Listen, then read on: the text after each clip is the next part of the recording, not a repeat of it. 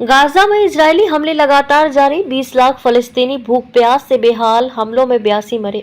Gaza में बुधवार को भी इजरायली हमले जारी रहे। ताजा हमलों में 82 लोगों के मारे जाने की सूचना है। मरने वालों में दर्जनों महिलाएं और बच्चे शामिल हैं। इस बीच युद्ध से त्रस्त फलस्तीनियों के बीच बुधवार को भी खाद्य सामग्री, पेयजल और दवाइयां नहीं पहुंची। अंतर्राष्ट्रीय दबाव में इजरायल ने सोमवार मंगलवार को कुछ ट्रक सामग्री गाजा में भेजी थी, लेकिन उसका वितरण अभी तक नहीं हुआ है। संयुक्त राष्ट्र ने इजरायली सेना के आचरण पर चिंता जताई है। आवश्यक वस्तुओं की आपूर्ति रुकी। गाजा में 2 मार्च से आवश्यक वस्तुओं की आपूर्ति रुकी हुई है, जबकि सीमा पर सामान से लदे हजारों ट्रक खड़े हुए हैं। अंतर्राष्ट्रीय दबाव में इजरायल सरकार ने आवश्यक वस्तुओं से लदे कुछ ट्रकों को गाजा की सीमा के भीतर जाने की अनुमति दी थी, लेकिन सरकार के निर्णय का इजरायल में विरोध शुरू हो गया है। लोग इजरायली बंधुकों की रिहाई के बाद ही गाजा में आवश्यक सामग्री की आपूर्ति और वितरण के लिए कह रहे हैं। इस स्थिति में गाजा की 20 लाख से ज्यादा आबादी भूख प्यास से परेशान है।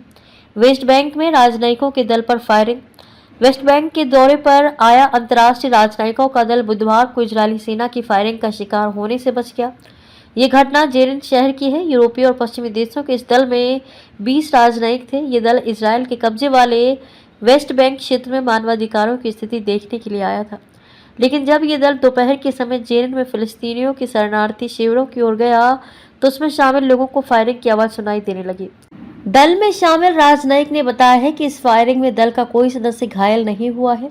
क्षेत्र में तैनात इजरायली सैनिकों ने कहा है कि दल के सदस्यों के निर्धारित मार्ग से इतर जाने पर यह घटना हुई।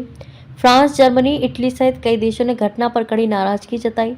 दल को खतरे की चेतावनी देने के लिए फायरिंग की गई थी। फ्रांस, जर्मनी, इटली सहित कई देशों ने घटना पर कड़ी नाराजगी जताई है और इजरायल के राजदूतों को तलब किया है। संयुक्त राष्ट्र मानवीय मामलों के प्रमुख टॉम फ्लेचर ने गाजा में 9 सहायता ट्रकों के प्रवेश को समुद्र में एक बूंद के रूप में देखा जा रहा है। संकट के पैमाने को संबोधित करने के लिए इलाके में सहायता बढ़ाने की तत्काल जरूरत पर जोर दिया गया। संयुक्त राष्ट्र का दावा है कि अगर इजरायल अनुमति देता है तो सहायता आपूर्ति के लिए उसके पास करीब 8,900 ट्रक तैयार हैं। इस साल 1 से 16 जनवरी के बीच करीब 620 मानवीय ट्रकों ने गाजा में रहने वाले लोगों को सहायता पहुंचाई, जिसमें आटा, कोयला, दाल, चावल, बुलगुर, दवाई किट और बच्चों के लिए कपड़े शामिल थे।